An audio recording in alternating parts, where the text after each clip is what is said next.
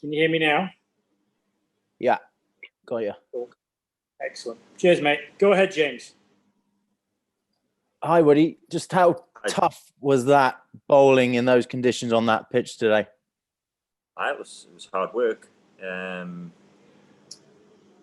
think if I think about the last pitch, I think this one felt a bit tougher. Obviously, it's very rare that you bowl a team out here in 2 sessions like we did in the first game. So we knew it was going to be a bit harder. But yeah, it was hard work. It was nice that we actually got the ball reversed a little bit. Felt that helped, getting some movement. And I thought they played well at times. They used the conditions, and it didn't spin as much for us today as what it had in the other games. So we'll be hoping to try and make inroads tomorrow morning. Yeah, how do you make those inroads, and how do you take 20 wickets on a pitch like this? I think it's a bit of, well, you need a little bit of luck. I think you need to toil away. I think the thing we've got on this side is sort of controlling the rate and keeping the pressure on. And I think that last session we really, I think we bowled 30 odd overs, only went for like 70 or something. So that's great pressure from us as a group. And I think if we can keep that pressure on, and hopefully then they'll make a mistake, and we've just got to keep at it as much as we can, and keep hammering away and trying to force an opening. When you get that opening, then the first 20 balls of the new batter is absolutely key. We've got to be right on it. Do you look at this Sri Lankan tail and have a little bit of hope? Because it's sometimes it's been long, hasn't it? Yeah, I think obviously every international team, that's where your hope is. You try and think about the tail because the top order are such good players.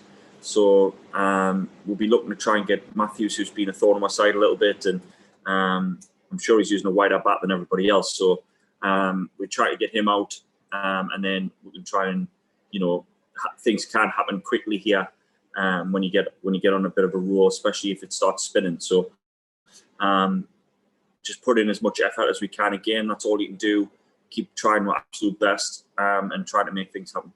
And finally, from me, you're going to be rested for the start of the India tour. This rotation selection policy continues because of the COVID bubble that you guys are enduring, and of course the huge amount of Test cricket you've got to play. I'm just wondering, do you buy into that though as a player, being told you've got to rest? Is that tough to buy into?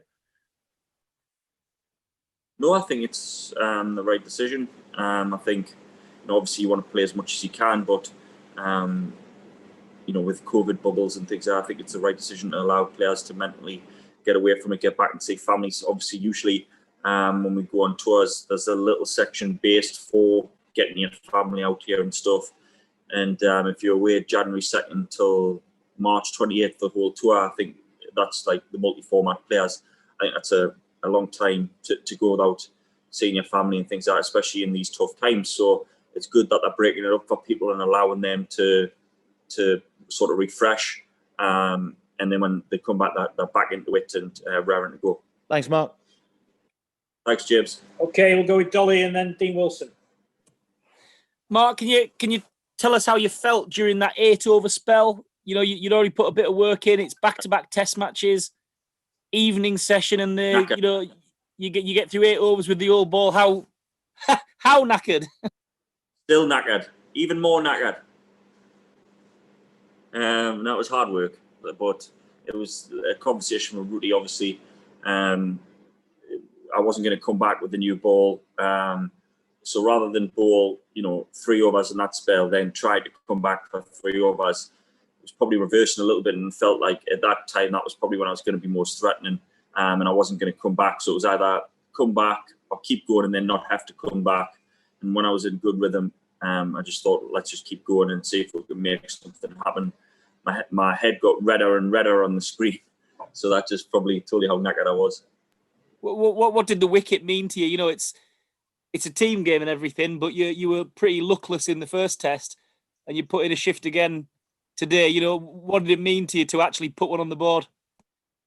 A lot of relief. I felt I bowled decent in the first game, and I bowled a good spell in this game, and just thought, it's never going to happen. I was making a joke to John Lewis, the bowling coach. you could be here at 20:54 and I'd still be bowling from that 14 and not have a wicket. It'd be none for 3,000. So it's nice to actually have one for. It might just be one for 3,000 now from the 14. Good man. Cheers, Woody. Yes. Dino.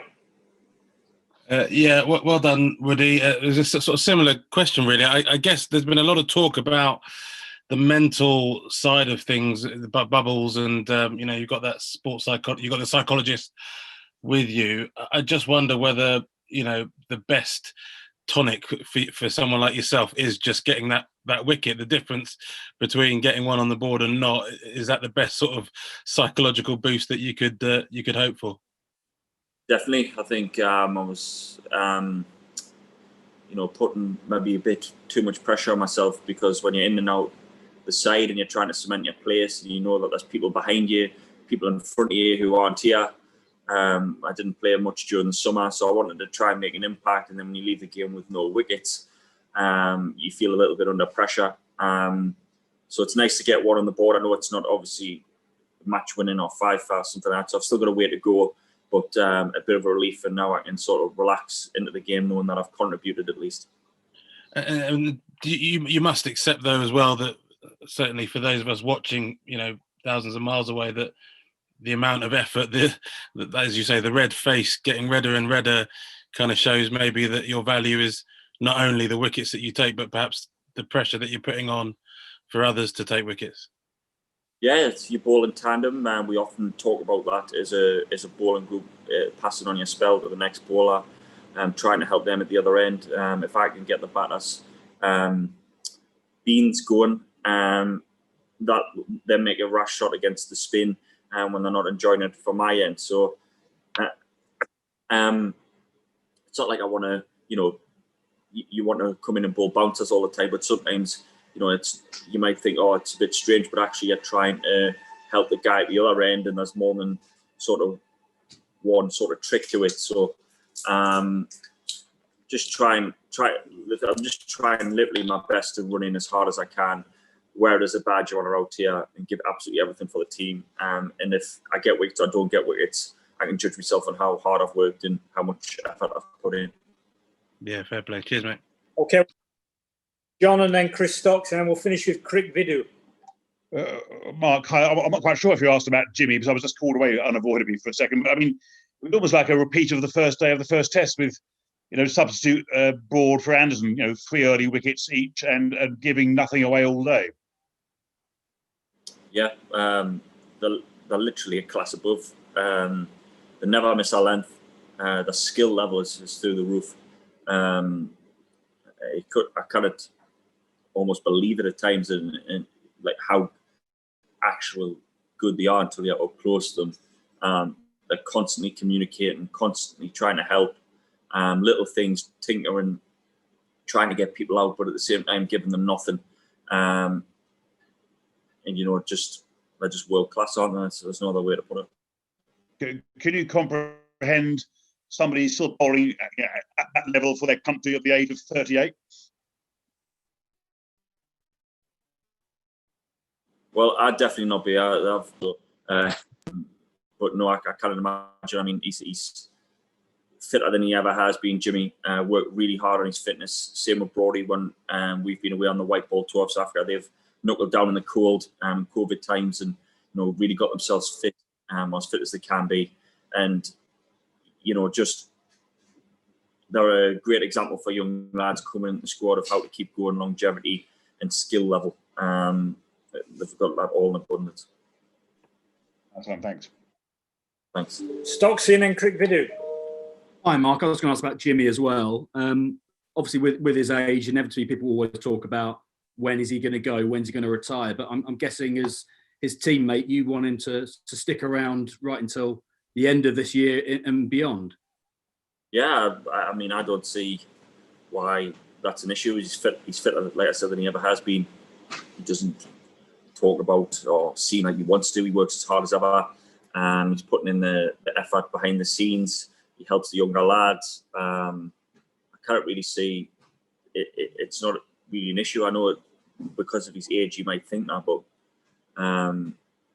he's bowling as well as he has done. So the injury side of things. I think he's been really good there. So same with Brody. So I can't see it being an issue. It's great to have them around. Last one, crick video.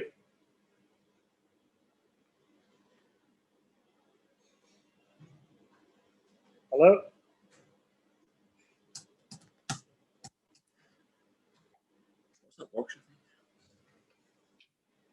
Okay, we're going to leave it there. See you later, everyone.